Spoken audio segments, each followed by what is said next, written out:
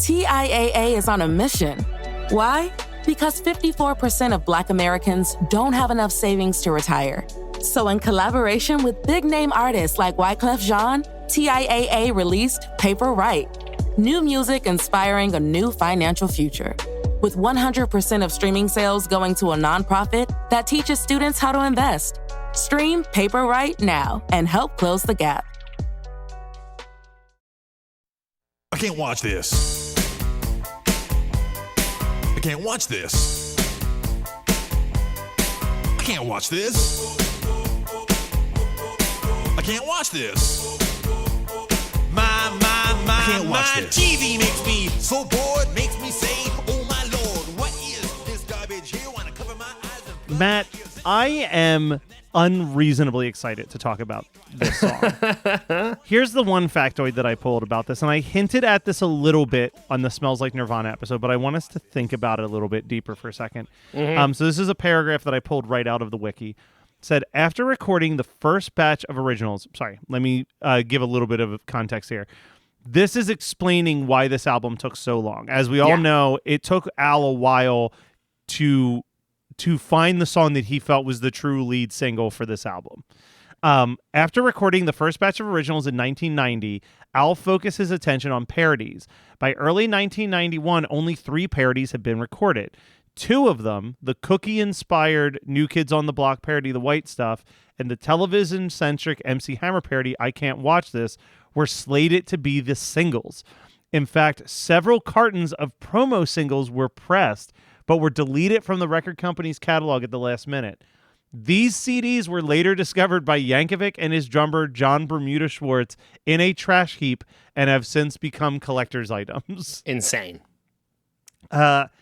I don't know if The White Stuff would have worked as a single or a music video, but I would have loved to see the Weird Al I Can't Watch This music video, because there's so where I think that this parody soars where Isle Thing failed, in the sense of Isle Thing is so hyper focused on a single show, and this is Al covering the whole gamut of late 80s, early 90s television. And on its surface, it's like, you can't touch this, turns into I can't watch this. It sounds so stupid. But this is a scathing review of what he thought about television in the late 80s, early 90s, which, if you are even a little bit of a pop culture person, was not exactly a high point in American pop culture. Television was probably at its lowest in overall quality in that time period. Yeah. Well, it's so funny because, like, I actually wrote, it was one of the first notes that I wrote listening to this again was I just wrote so much better than Isle Thing. Yeah. Oh my God. And it's funny because he's done TV. Like, obviously Al has done, I guess at this point, and it's funny because we're approaching the compilation era of his career, but it's food and TV are his 2 favorite things to talk about. He will come back to them time and time again in terms of discussing the pop culture. And we're several TV parodies deep at this point, but the obvious comparison here is Isle Thing, because not only is it the most recent, but it's also the other hip hop TV parody that he did. This is only the second actual song parody of a rap song that Al has ever done.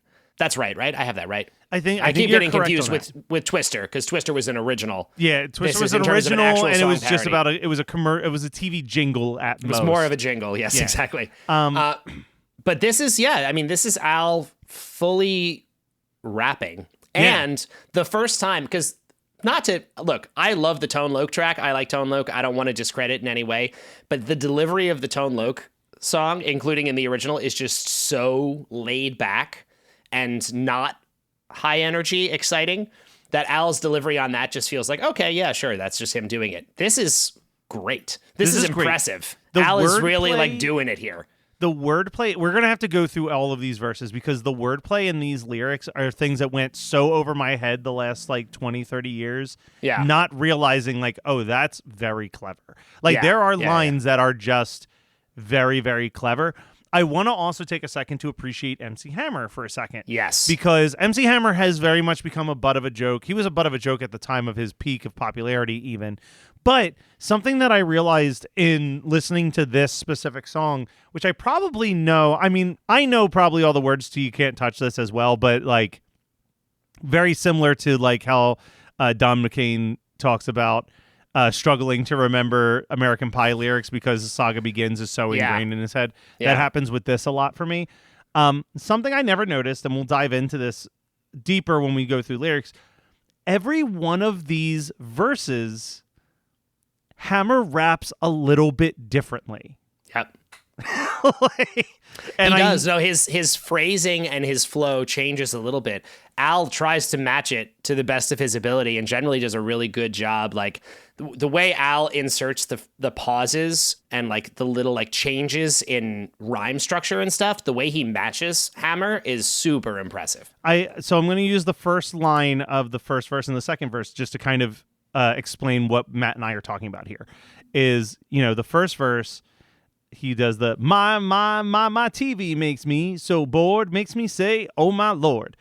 The second verse starts off with talking about 6 shows of America's funniest home videos. Like that is a completely different rap structure than the previous one. And that's how Hammer does it in the album. Like he changes up his flow for every single verse of You Can't Touch This, which in retrospect, I never paid much attention to.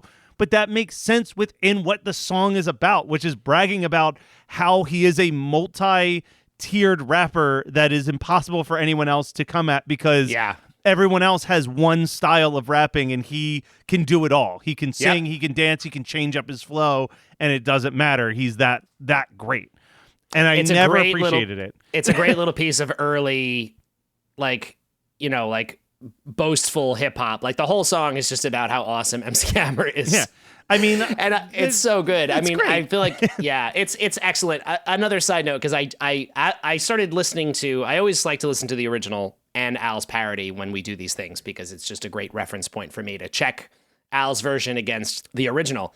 Side note, with this track that is like a mostly programmed beat, I could not find anything about how Al and his team made this, right? Because the original, the MC Hammer track is based on a sample of Super Freak by Rick James. Yeah. Side note, in the rap world, I would assume this is just another round of headaches for Al now that he's parodying rap songs that have samples in them made by other people. Like, what a nightmare. But I couldn't figure out if Al and his team also used the Super Freak sample or if they recreated it. That was not something I could find, because if you listen to these two, if you listen to Can't Touch This and I Can't Watch This, like play them side by side. I actually kind of did it on my computer briefly and had them both playing at the same time. When I tell you those backing tracks are identical, they are identical tracks. Yeah. And I'm really curious if Al made his beat the same way that Hammer made his, which was by sampling Super Freak. I don't know if this... Well, no, I guess that wouldn't have factored in at all. I was going to say Rick James does have a writing credit on You Can't Watch, or I Can't Watch This. Yeah. Which I don't know if that really does anything for that or not. Something that I love in this song, before we even dive into the lyrics, is the breakdowns. So there's 2 different parts in MC Hammer song where he says, break it down. And it's just that like, oh, like it's almost like it feels a little bit like a George Clinton P-Funk type moment. Yeah. It's just like a lot of craziness happening. He does that on this, and I kind of like that instead of sampling these iconic quotes from TV shows, he brings in voice actors to recreate all of them. Mm-hmm. And it's most obvious because the I Fallen and I Can't Get Up does not sound like the old lady from the commercial. But it does not. The rest, they actually do a pretty good job of coming very close to like what you remember. Be it like it keeps going and going. Like how to order, money back guarantee, like removes tough stains first. Like it's awesome. The job that they did with this song is awesome. I agreed. Yeah, absolutely. Absolutely. I mean, it's, and this is where there's something so great. And again, I'm trying to gather my thoughts. Hang on. Al sometimes, again, you have this idea looking back on this stuff, like somehow he just knew all of this, and he obviously couldn't have. Like, this must have he's just so brilliant. Like, considering the fact that this song is about how terrible and disposable television was at this moment in time, how amazing is it how many of these references still land?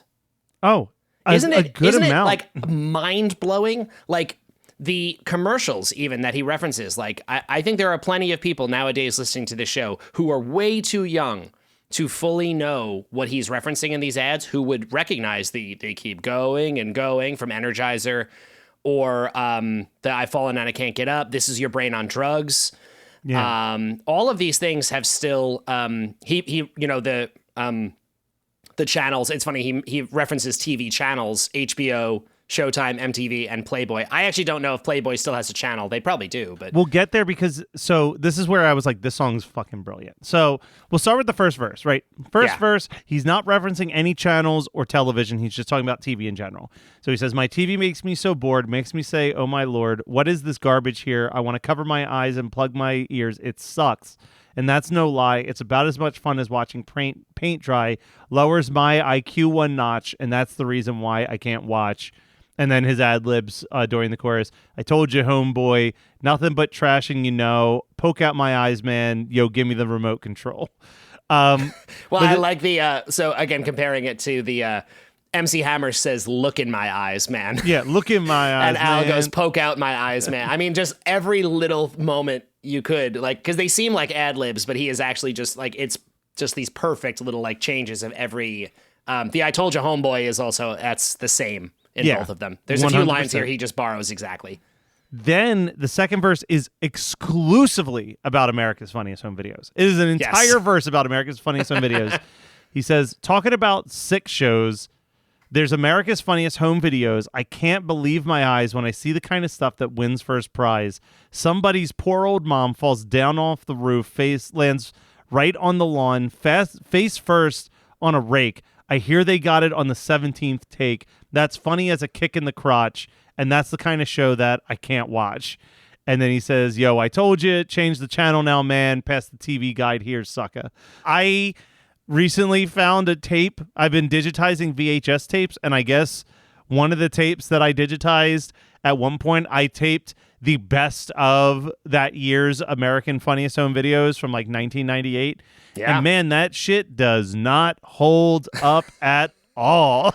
Well, I'll tell you right now, as someone, I have not revisited America's Funniest Home Videos, but as a kid, I loved that show. Same. I absolutely loved it. And you know what? This is another great, Al, this is a really wonderful line he's walking, because it reminds me a little bit, it's just a better version. I'm going to come back to it again. This is a better version of I'll Thing. Yeah. We talked about in that song how it's like he hates the show. He's pointing out all the problems with it. He just cannot stand it. But by the end, he's like, suddenly finds that he's watched a tremendous amount of it. Yeah. And I think that's a large part of what he's getting at here is like the hate watching stuff that is bad, but also kind of just goes down so easily that it's like, how can you not? Like, it's just why I watch trash TV. It's everyone, but it's why all of us watch trash TV. Like, no one thinks that it's like awesome. It's just something that is great to shut your brain off and absorb without too much thought. It's like my wife and I, like, very, very busy with work. Everything's insane. And we usually like to sit down and like watch a TV show together with like dinner. And we have not been able to like absorb actual like content because it's just like taking in a storyline is way too much. So we have just been sitting down every night and watching old episodes of Diners, Drive-Ins, and Dives. I mean, why not? Because it's all you like. I'm eating food, watching someone eat food. Yeah. Like perfect. That is the extent of my brain capacity at this moment. It's why shows like Love is Blind become like the top show on Netflix the week that they come out, because like you can get mildly invested in these characters or whatever, but you're not following any deep storylines. Yeah. It's just them doing their thing and being kind of shitty to each other, and then it's over. Be like, I know it's dumb, I know it's bad, but I that's what I want right now. Screw you. Who cares? And a side note, an incredible little moment here in this song, considering America's Funniest Home Videos, I guess you could think of it as a form of reality TV a very proto early Yeah. version of it. But the fact that Al in this song in 1992 is calling out the manufactured nature of reality television. Yeah, the here idea they got it on the 17th take. Yeah. That is, again, Al as Nostradamus looking down. Like, it is really amazing because that, honestly, again, I was young, so I'll acknowledge that, like, I wasn't really thinking about these things with that much attention to detail. But that's the sort of thing that I think when people were watching America's Funniest Home Videos was not the most common thought then, was how fake it was. Yeah. And how, like, it seems like it's these organic moments that people are capturing on film when, in fact, tons of them, I'm sure, are totally staged in an attempt to win money and get yourself on television. Well, it's, you know, was it Hitchcock that said, like, film is just life without all the boring parts? And it's like, there you go. To watch, I have a great video of my brother not being able to get onto the thing to lift him up to the top of the mountain when skiing. He keeps slipping and falling. And my parents would always think, like, oh, we got to send that to America's Funniest Home Videos. But it's like, to appreciate the video, you have to sit and watch for like a minute and a half as the whole thing plays out. They're looking for those quick 1 to 2, 3 second moments, which almost never naturally happen and get caught on camera. They're things not. that you have to recreate after the fact. Especially not, camera. let's acknowledge, especially not back then when nobody had a camera. Yeah. That was really, like, if you had a camcorder at all, that was expensive and something you were filming onto tape. Like, then you had to, like, go through, like, this was not like it was nowadays with phones where everyone's filming everything. You can believe it a lot more. And now, you know, the natural evolution of something like America's Funniest Home Videos has turned into YouTube channels like Fail Army and shows like Ridiculousness, which is really just a version of the same thing. Yeah. Well, so here's a prime example. What do you think was the number one video? Because I did sit and watch that entire episode of America's Funniest Home Videos. Let's say it was from 1997.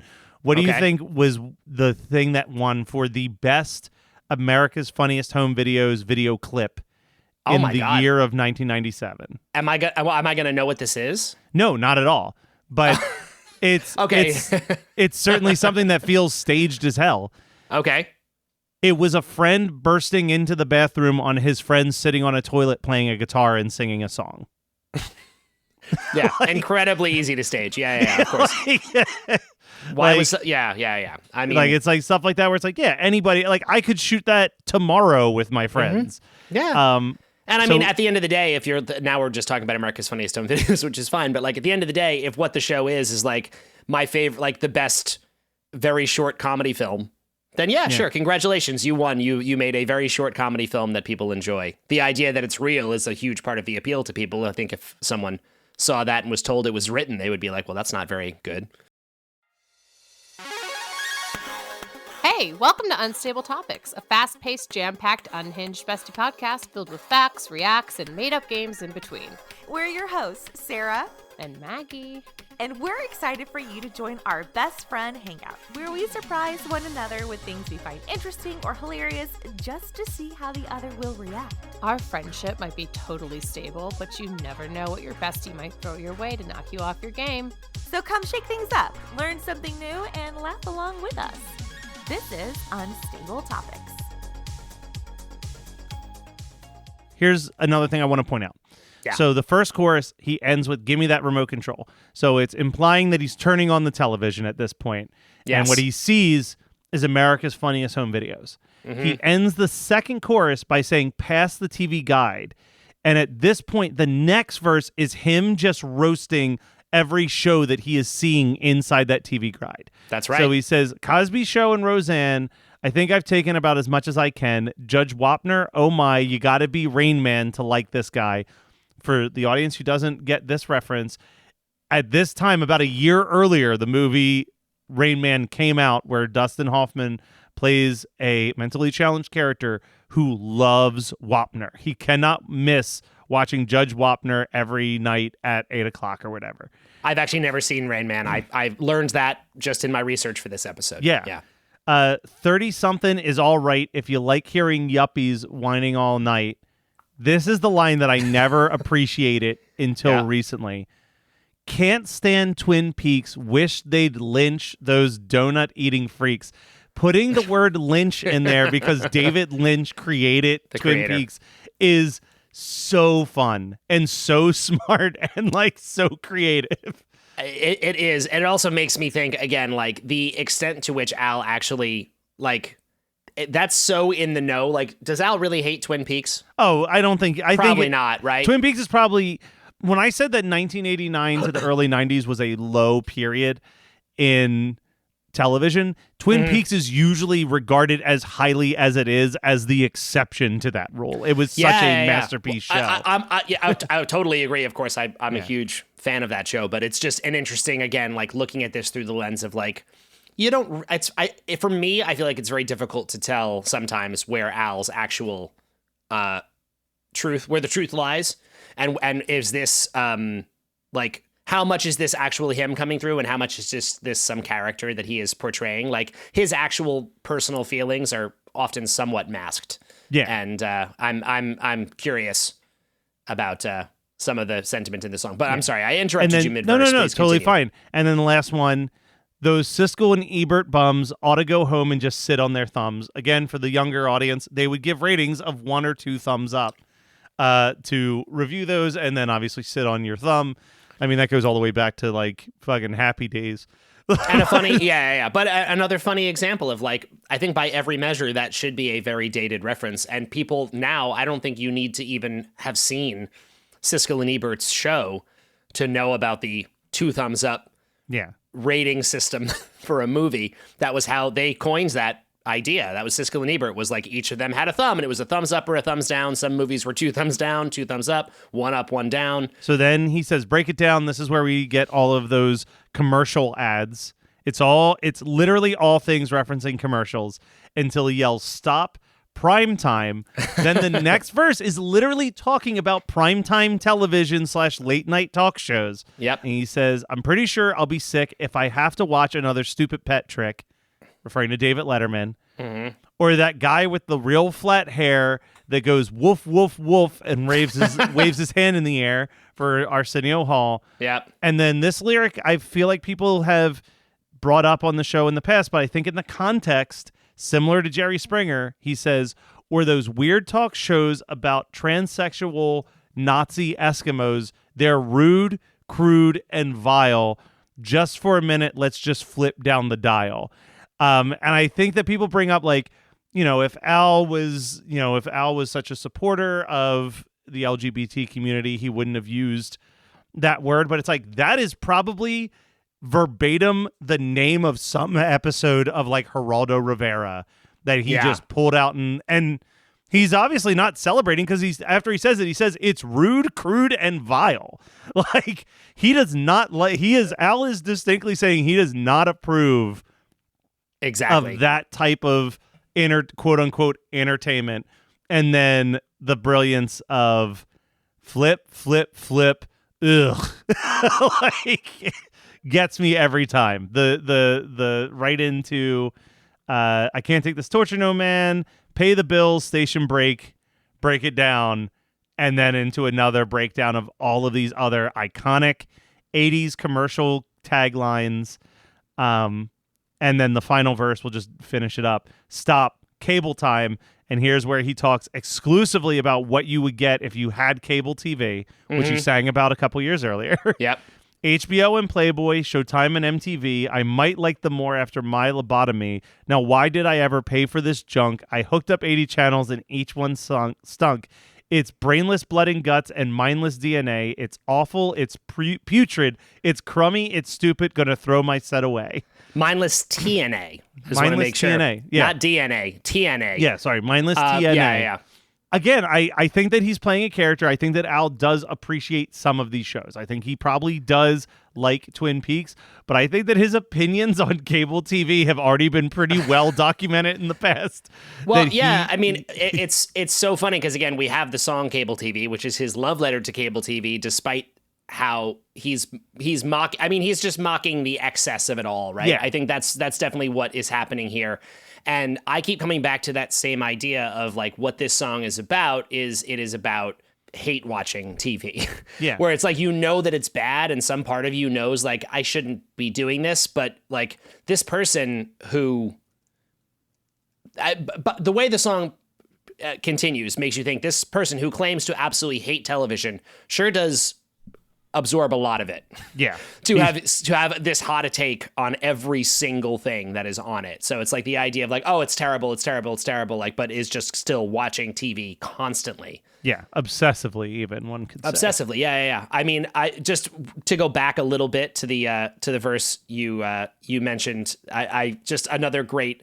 I love when, as I mentioned earlier, Al's fitting into the rhyme scheme and the structure of the original song. I love the how he does that. Just for a minute, let's flip down the dial. Flip, flip, flip. In the MC Hammer track, that line is out of nowhere.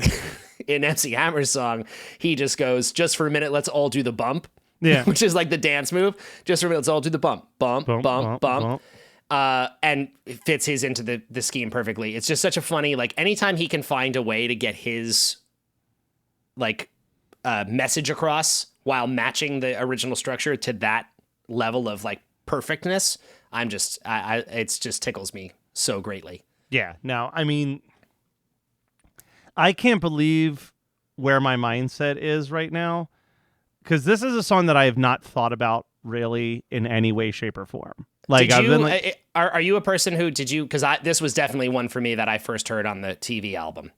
I grew up on this album, so I would say immediately the order in which I got my Al CDs were in rapid succession. Like I said, I discovered Amish Paradise, and I bought the VHS tape with all the music videos, and someone made me a copy of Bad Hair Day, and my cousin gave me a copy of Off the Deep End and his physical CD for Alpocalypse or Alapalooza all at once. Like within like the first month of me knowing Al, these were like the four things that I had to work with.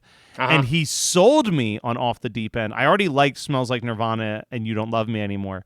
And he sold me on Dude, Trigger Happy and I Can't Watch This are so funny. So I listened to those songs a ton. And I think that's why I know all of the words to them still. But this is the first time I truly analyzed how witty the songwriting is in this, how funny it is. Matt, I'm putting this, it's not going to break my top 10, I don't think, but I'm putting this so much higher than if you had told me what songs are going to be on your like Al rankings. I wouldn't have imagined this would be in my top 10. I put it at number 6. Just below Fat and just above Like a Surgeon. I think that the wordplay in this song is insane. So for an update to those listening, my top 5, starting at 5, is Fat. Number 4 is I Lost on Jeopardy. Number 3 is Yoda. My number 2 is Smells Like Nirvana. And my number 1 is I Think I'm a Clone Now. And then working backwards down from least worst to what I think is the worst. Aisle Thing, Stop Dragging My Car Around, The Brady Bunch, I Want a New Duck, and Toothless People. Think Toothless People will be living down in that bottom area for a very long time. How about you, Matt? Where are you putting I Can't Watch This? I am very, very, very, very, very, very impressed with your ranking on this song. I think this is the most surprised I've been by a Matt Kelly ranking since you put I Think I'm a Clone Now at number 1. I think this is really good, and I have to say I agree with you. I enjoyed this a lot more than I thought I would on a re-listen. It's still not, it's going to just fall in the middle for me, just overall, like as much as I do enjoy it. And I think, again, this is the first rap parody he has done that truly just excels. It works. And works really, really well. His delivery is great. He is clearly really good at writing these lyrics in this way. And this sets the stage for many, many, many more big, big parodies for him. Having said that, I'm putting it kind of what looks to me like smack in the middle of my list, which is just below Money for Nothing. Okay. And just above Alimony. All right. So your top 5 and bottom 5 unmoved by this, but my still... top 5 and bottom 5 unmoved, but I'm still going to run them down for you guys because why not? Number 5, Fat. Number 4, Smells Like Nirvana. Number 3, I Lost on Jeopardy. Number 2, Like a Surgeon. And number 1, Yoda. And bottom 5 from Like It the Most to Like It the Least. Girls Just Want to Have Lunch. Stop Dragging My Car Around. Aisle Thing. I Want a New Duck. And Toothless People. And Matt, I got a question for you. If people are listening and they want to know where all of our parody rankings are, is there a good spot for them? Matt to Kelly, see what a great list? question. Yes, please visit us at weirdoutgorithumpodcast.com. You can see all of these rankings anytime you want. Just, anywhere you are, your smartphone, your computer, it's all there. Before we totally wrap this up, Matt, just one quick moment. I just want to give a shout out because I started to say this earlier and I didn't actually get it out. But in anticipation of this, I went back and I just rewatched the music video for You Can't Touch This by MC Hammer. And it is so incredibly nostalgic and of its time, of the dancers just in front of a white background, just doing this amazing, he is an incredible dancer, and everyone in it, like the choreography, the Hammer pants, the outfits, I almost shed a tear at how beautiful and nostalgic it was. I cannot recommend enough that people watch the music video for You Can't Touch This. It's just the best. To me, it is some of the best, most joyful, early hip hop content you're going to find. And I did a slightly larger dive and found the follow-up video. I mean, it wasn't necessarily the exact follow-up, but his big single after this from the follow-up record is the music video for Too Legit to Quit. Ooh. Which is at the time, one of the most expensive music videos ever made. And it is 15 minutes long. Most of it is a setup that involves MC Hammer announcing that he is quitting music, which is announced by Jim Belushi on a fake TV show, to which the entire music world goes nuts, including Danny Glover. The number of cameos in this video is mind-blowing. And everyone just cannot believe MC Hammer is quitting music. But he is rejuvenated when MC Hammer is bestowed with magical powers presented to him in the form of a fireball launched into his chest by James Brown. The James Brown launches a fireball into MC Hammer's chest and tells him that if he wants to be the greatest, he needs to go and take the glove of Michael Jackson, the sparkly glove of Michael Jackson, from him as a symbolic gesture that the torch has been passed to the new, truly greatest performer of all time. Guys, next level insane shit here. You have to watch this. It's totally unrelated to you. I can't watch this. You can watch this. You must watch this. The 15-minute long music video for Too Legit to Quit. It is absolutely insane. Just treat yourself. I want to talk about a few quick things before we wrap up. Because this episode comes out on December 1st, which you'll be back from tour by then. Yes. The next week, December 8th. So next week, you're going to get a Polka episode out of us, but on that same day is the Geekscape holiday live stream event. Yes. I'm pretty sure, I know for a fact that you and I will be involved in it in some way individually, but absolutely please donate to the Big Brothers Big Sisters. There'll be a link in our description of this episode. But I noticed something very funny, Matt. So last year, we were like, let's record the Christmas at Ground Zero episode because it's a Christmas live stream, and we're right at that point. Now, we don't have that this year. We're not anywhere near where we need to be for Night Santa Went Crazy. Yeah. But do you know what episode, by just random happenstance, comes out the week before Christmas? No, I don't. The next parody on this album, The White Stuff, which is obviously describing Oreos, but also people describe snow as the white stuff. I love it. It is the white stuff. So I saw that just now looking at our calendar and was like, let's share that for our audience. That's sweet. I love it. Go donate, go do your part. We cannot wait to see you. And we'll be back next week to polka your eyes out. Yeah. Watch out.